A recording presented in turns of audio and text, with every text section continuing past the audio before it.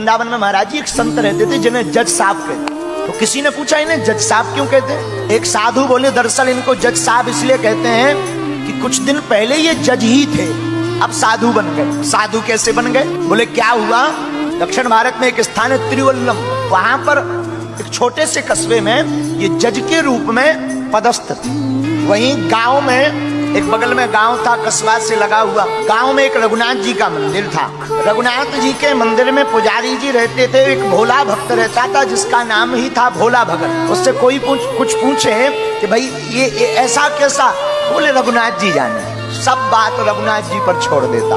बड़ा अटूट निष्ठा, देखना विश्वासम फलम दायकम। एक बार उस भोले भगत की बेटी की शादी का समय आया, तो दो बेटा थे एक बेटी। तो बेटों ने कहा पिताजी बहन का विवाह करना है, संपत्ति है नहीं है, आप एक काम करो, गांव के नगर सेठ से उधार उठा लो, बाद में हम मेहनत करेंगे, मजदूरी करेंगे, चुका देंगे।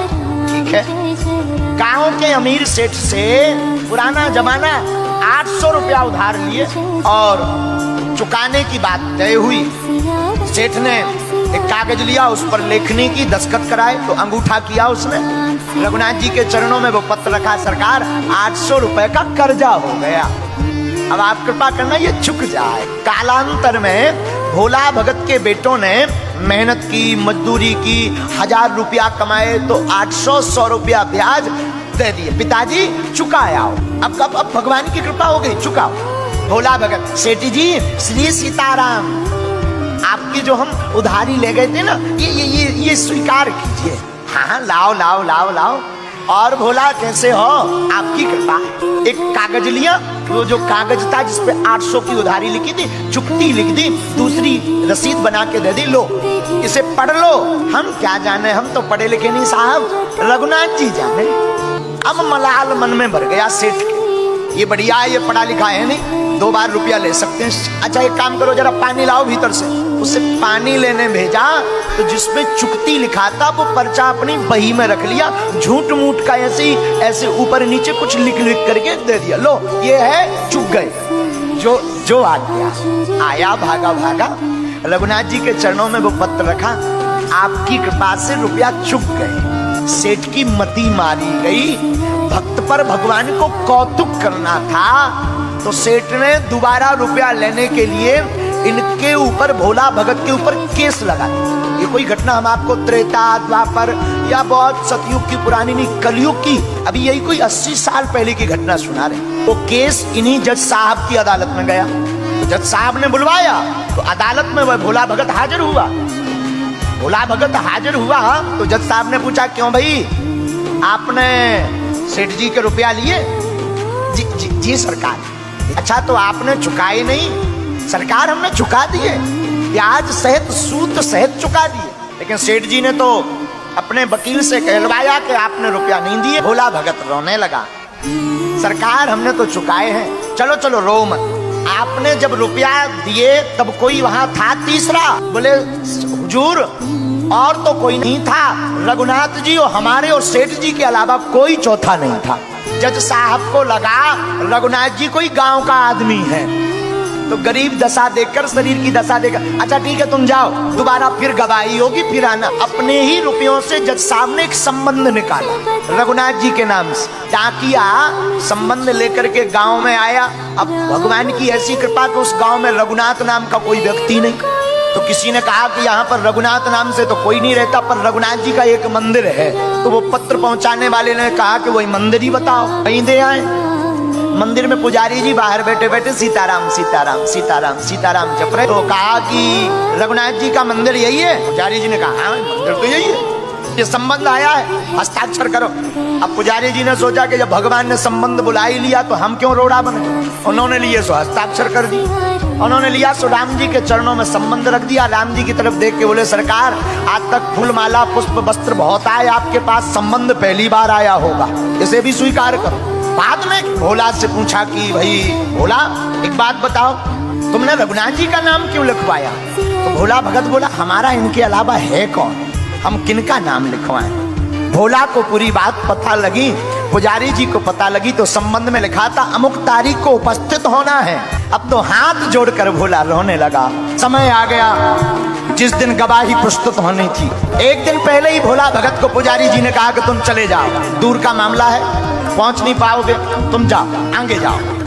उसने अपना कपड़ा पड़ा लिया, अपना सामान लिया, भगवान रघुनाथ जी की तरफ देखा, प्रणाम किया, आंखों में आंसू भरे।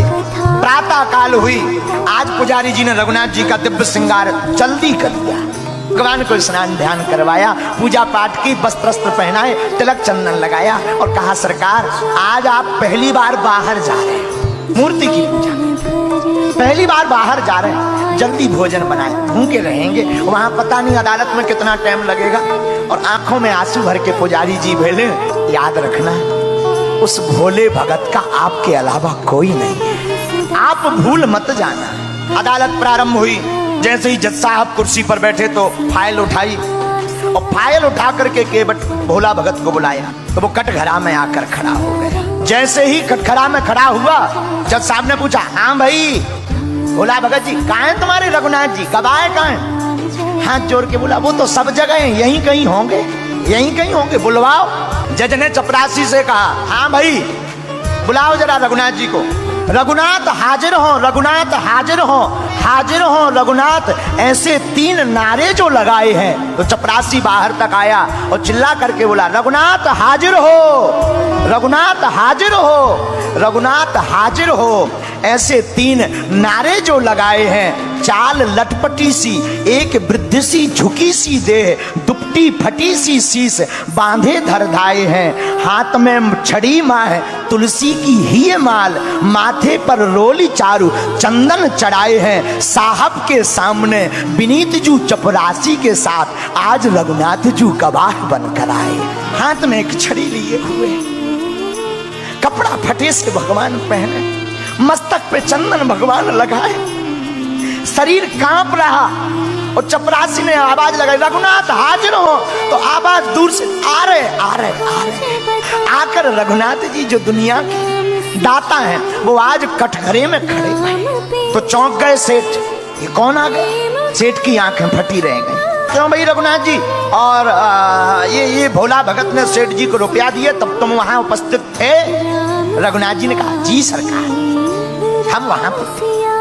आपको अगर विश्वास नहीं होता है तो सेठ को यहीं बंदी बना लो और इसकी 32 नंबर की डायरी उसके मकान में रखी है, उसके बीच में वो कागज रखा है जिस पर चुक्ती के हस्ताक्षर हैं, उसे उठवा लिया जाए।